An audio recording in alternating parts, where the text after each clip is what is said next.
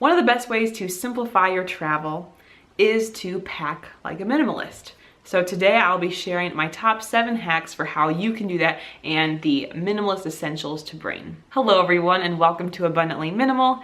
My name is Sarah and this is part 2 of a travel hacks video. I was all excited about the 20 travel hacks I put together, and I realized that after just covering the first part, I was already talking for like 15 minutes. So I have decided to break this up into a couple videos, and today we're gonna be talking about packing hacks. So the ways that you can pack like a minimalist and make your travel a lot easier, as well as save money, as well as save time, all of the good stuff. So I've got 7 main tips here for packing like a minimalist, and I know I made a video sort of like this way long ago, but I figured it needed an updated version, and I will be doing that today.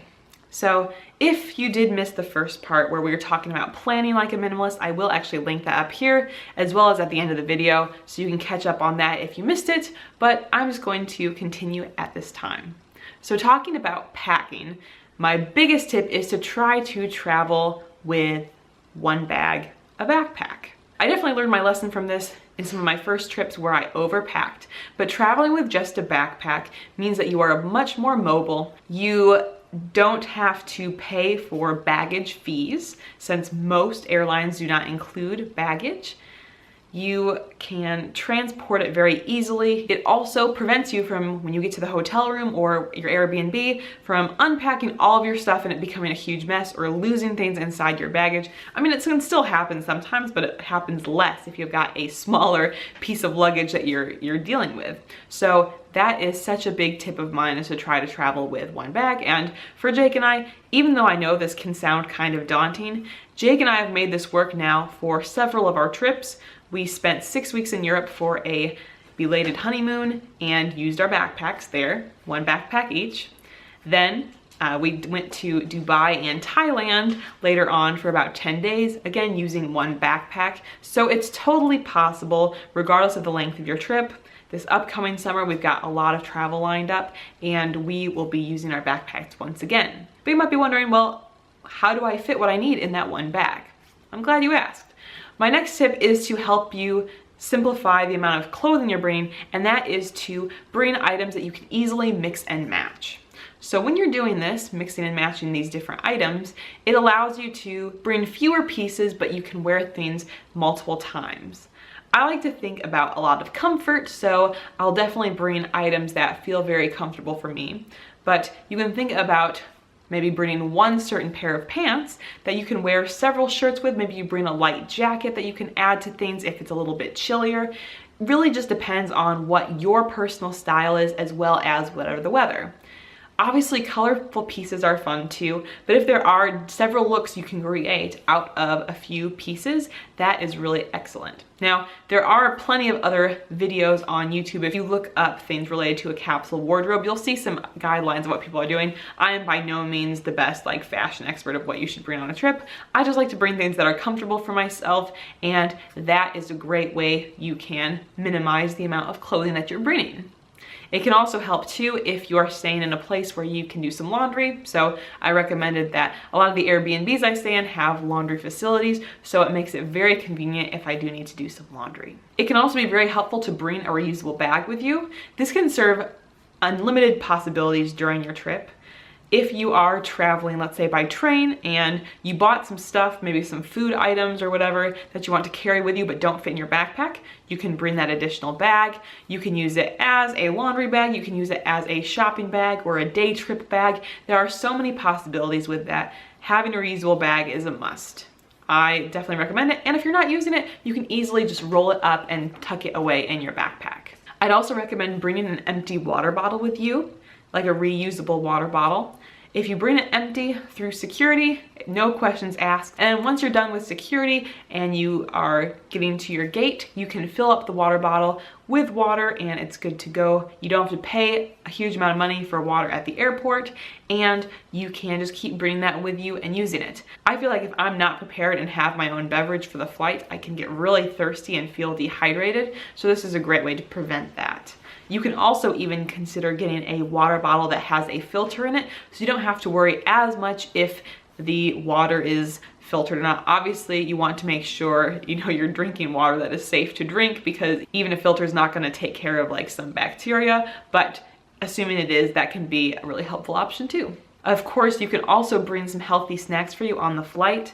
Now, even though it might be tempting to bring just your favorite, most delicious snacks, you want to be feeling your best. So I personally find that fruit is a favorite snack of mine to bring on the plane.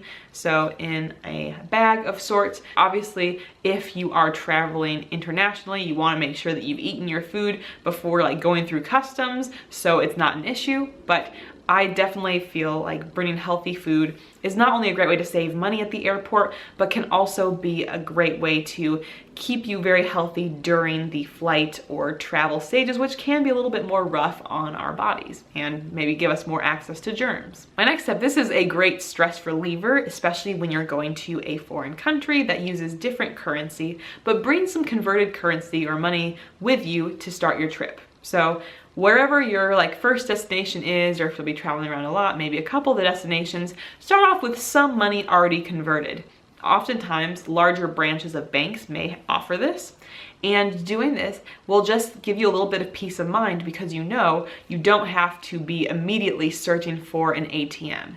Now, typically airports do have ATMs and you can find them without too much difficulty. It does give a lot of peace of mind.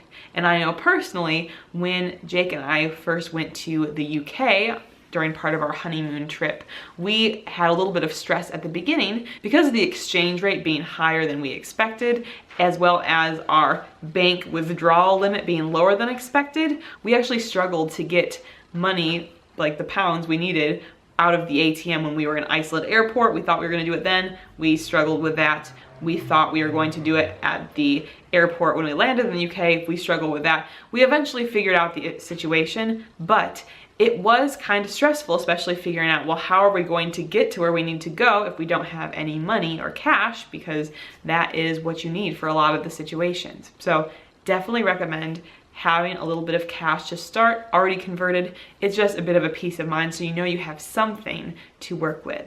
It is also cheaper, by the way, to use ATMs to get money rather than go to a currency exchange.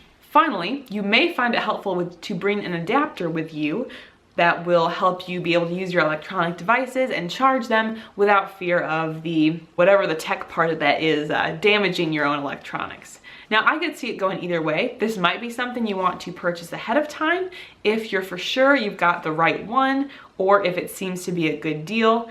Or you can just wait till you get there, and should be relatively easy to find one in a basic souvenir shop or travel shop, etc. I go from both sides on this one. Before I went to Spain as a college student, when I was studying abroad there, I bought one in a Target, I think, that was like, oh, worldwide converter. And it did work for Spain, but some of the other locations did not work the way that it was advertised, and didn't work, and it wasn't a good adapter for the items. I paid maybe $20 for that, when if I would have just waited when I went to Spain and bought the Euro single converter there, it would have been just a couple dollars. So it really depends on this one. I typically do now just wait until I'm there to see what it will actually be like, and find one there for a few dollars if I need to, but that is just something to think about. Depending on where you're going, you can do your research and decide what is the best option for you. So those are my best packing hacks. Hopefully these are helpful. If there's something I missed in the video that you'd like to let me know down in the comments below, that would be wonderful. I hope you have been enjoying some of these travel hack videos. I've got one more coming up for you, and that is going to be on travel hacks for during your trip while you're traveling to make the most of your experience. If you want to subscribe to the channel, you can do so right here. Do lots of videos related to minimalism and healthy living and travel. And I will also put some past travel videos here for you guys. Thanks again so much for watching, and we'll see you guys in the next video. Bye.